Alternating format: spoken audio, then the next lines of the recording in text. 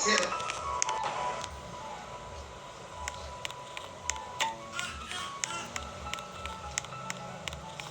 Senator Risa at yung mga followers mo, sabihan mo huwag na mag-English.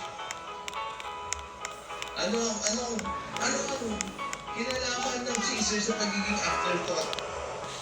Hindi afterthought ang chaser kasi nga kaya nga chaser yan. After mo inumin yung heart, mag-chaser ka.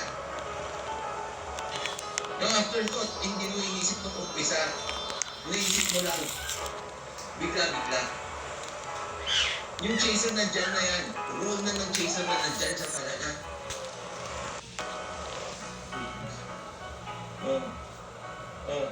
Sagutin mo na lang, attorney, kunwari ka pa kasi DDS ka din. Halatang halata ka eh. Ito yung mga nangyayari ngayon. This is the Ontiveros effect, mga kabits natin. Look at the comments. Sunod-sunod yan. No? Ito yung mga top comments ko. No? Ano naman yung DDS ka? May problema ka?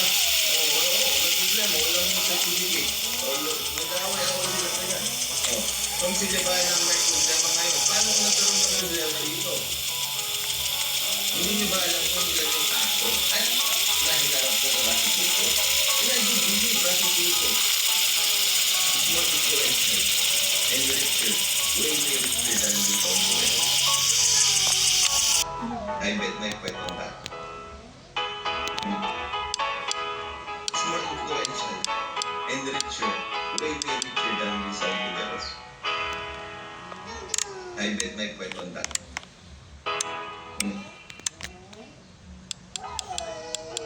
Tama, dami tuloy nagagalit sa'yo. Well, because they are fed the wrong information.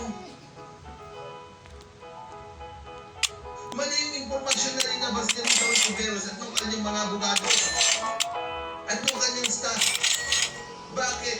They are accusing me of being a channel of disinformation without even telling the people what is the disinformation that I propagated. Diba? Ano ba? Ipakita nyo naman so we can actually defend ourselves in the public eye. Hindi namin na-identify yung sarili naman maayos sa trial by publicity na ginagawa ni Risa Ontiveros kasi nga hindi namin alam kung ano specifically yung sinasabi niya na ginawa namin disinformation.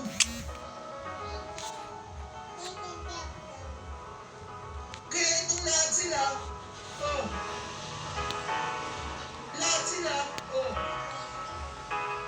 puro ba sila DDS ako hindi, ako yung libay natawa ako dito, in denial pa.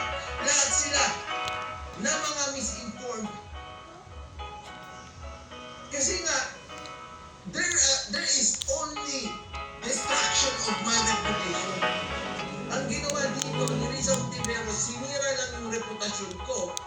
Sinabi na ako ay channel ng disinformation at hindi niya sinabi kung ano yung disinformation na yun. So how will I ever correct myself or at least defend myself?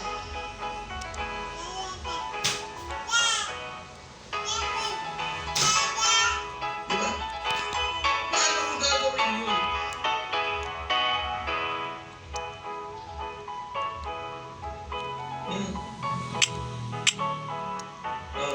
Sira na pangarap ni Virus. Dapat lang sa NBI para mag-investigan yung mga reaction channel na nagpipedya ng fake news. Itong si Atty. Claire Castro na rin, sasakyan na rin ito. Eh di syempre, alam mo naman si Atty. Claire Castro, hindi naman makaripat sa akin ito.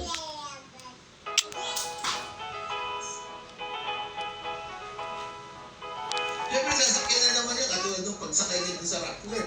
Ngayon ito, mga fake news pa. Hindi niya naman sinasabi kung ano yung fake news doon. Ano yung fake news ba na ginawa ko? Kahit man lang sana i-quote nyo ako. Tapos i-prove nyo na fake news yun. Nagawa mo yun. Doon kay Arias rin di ba?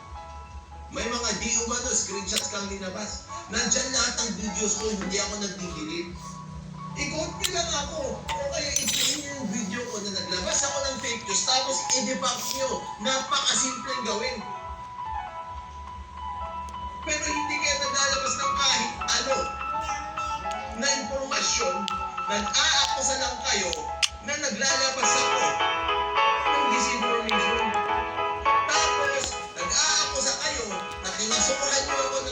cyber libel? Saan din yung pagkaso nyo sa akin ng cyber libel?